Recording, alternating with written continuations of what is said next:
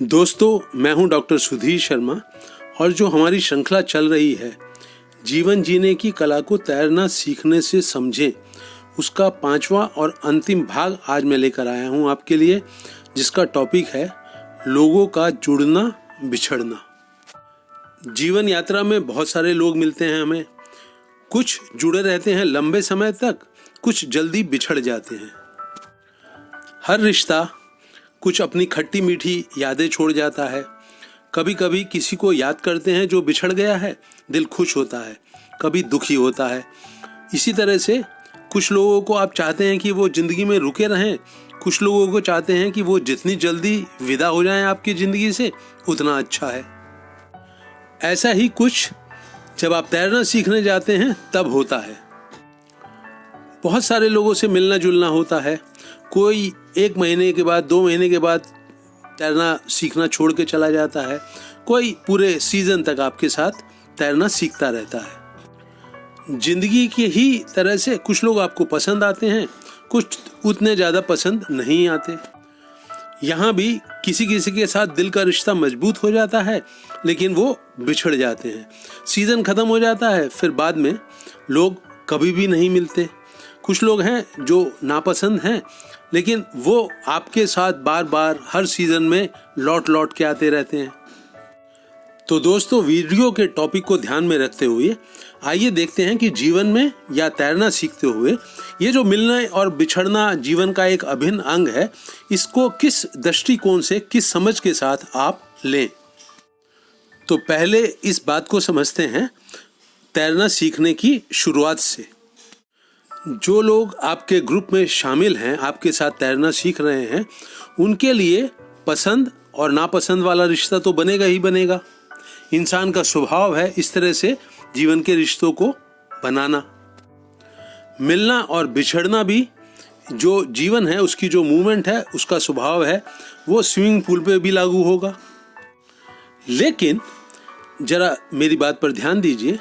आप तैरना सीखने आए हैं, वहाँ पर आप लोगों के साथ रिश्ता जुड़ता है, मिलना बिछड़ना होता है, लेकिन जो मेन उद्देश्य है आपका वो है तैरना सीखना, तैरने की कला में कुशल होते चले जाना। और जब आप तैरना सीख रहे हैं, कुछ सीख गए हैं और तैर रहे हैं, तब कितना याद आता है आपको?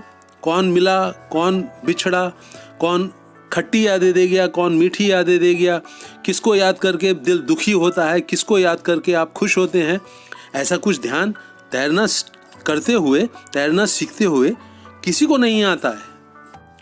ऐसा क्यों होता है, इसे समझना मुश्किल थोड़ी है। तैरना आपकी पूरी ऊर्जा ले रहा है, आपका पूरा ध्यान ले रहा है। जितने समय आप पानी के ऊपर तैर रहे हैं, उतने समय आपको कुछ भी ध्यान दिमाग में, सोच विचार में चल ही नहीं सकता है। तब इस बात की कितनी अहमियत रह गई।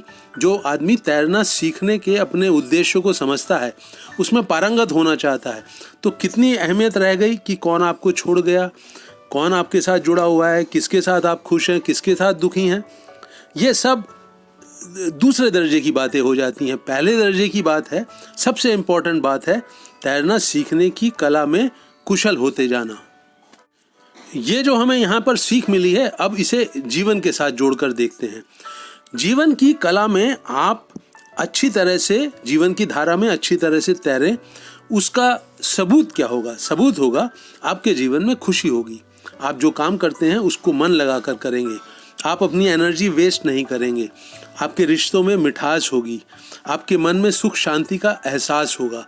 तो ये है जीवन की कला में कुशल होते जाने के सबूत।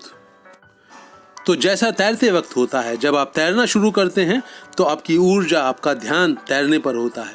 इसी तरह से जीवन जी रहे हैं आप, तो जो भी रिश्ता आपके सामने खुल रहा है वर्तमान के पल में, चाहे आप ऑफिस में हो, चाहे आप किसी पार्टी में हो, चाहे आराम कर रहे हो, चाहे प्रकृति के साथ घूम रहे हो, कहीं पर किसी बच्चे के साथ खेल रहे हो, कोई लड़ाई झगड़ा भी हो रहा हो किसी के साथ, कोई मनमुटाव हो गया हो, ये सब जीवन के डिफरेंट रूप हैं जो डिफरेंट घटनाओं में आपके सामने आते हैं।